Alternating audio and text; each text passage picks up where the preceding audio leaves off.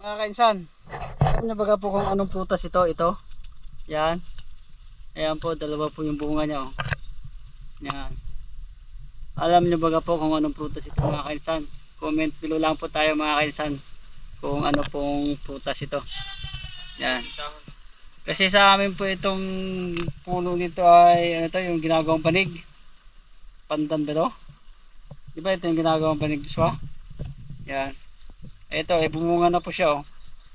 Pero yung nakakain daw po yan mga kainsan, kaya hindi ko alam kung anong itawag natin dyan. Kaya comment below lang po tayo mga kainsan. Dito po to sa may tabing dagat. Ayan po yung dagat oh. Yan.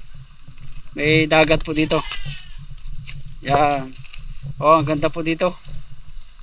Yan, ang ganda. Tambayan ng mga madlang people.